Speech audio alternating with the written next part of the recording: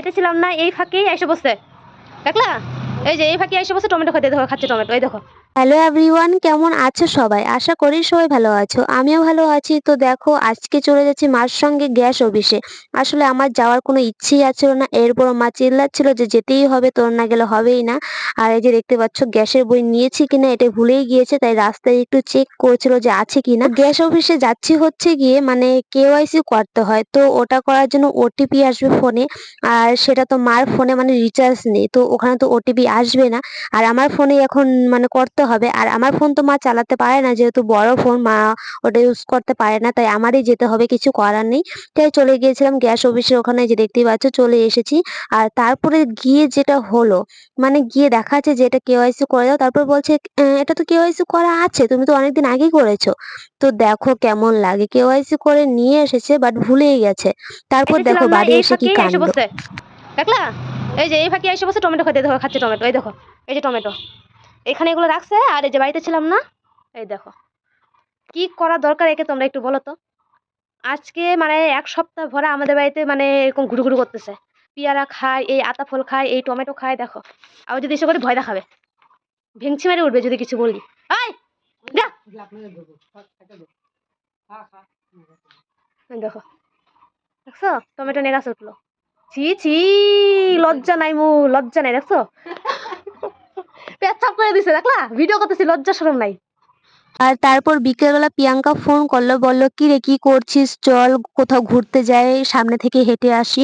তারপর আমিও বললাম ঠিক আছে, আমার একটু কাজ আছে, কাজগুলো সেরে নিই তারপরে যাব। কারণ কি, আমি অনেকদিন থেকে কোথাও ঘুরতে যাই না।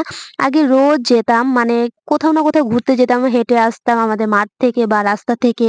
আর নয়তো দোকানে রোজ খেতে যেতাম, আর এখন তো যাই না একদম, মানে বাড়ি থেকেই বের হই না। তাই ভাবলাম আচ্ছা চল তাহলে হেঁটে আসি, সামনে থেকে ঘোরাও হয়ে যাবে আর ব্লগও হয়ে যাবে একটা ছোট, যেহেতু আমি সকাল থেকে ব্লগ একটা স্টার্ট করেছিলাম। আর তারপরে দেখো এই যে রাস্তার ধারে কি সুন্দর গাছগুলো না, ফুলও ফুটে আছে।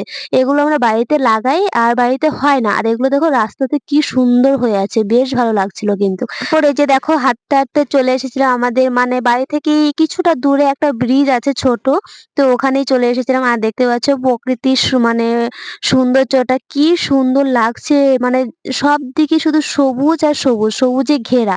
আর এই যে দেখতে পাচ্ছ পাতাটা যে আমি নিয়েছিলাম, ওটা হাতে করেই নিয়ে এসেছিলাম, ওটা আমি এখানে ভাসিয়ে দিই। তারপর প্রিয়াঙ্কা বলছে দেখ প্রতিমা, তোর পাতাটা ভেসে ভেসে যাচ্ছে এদিক দিয়ে।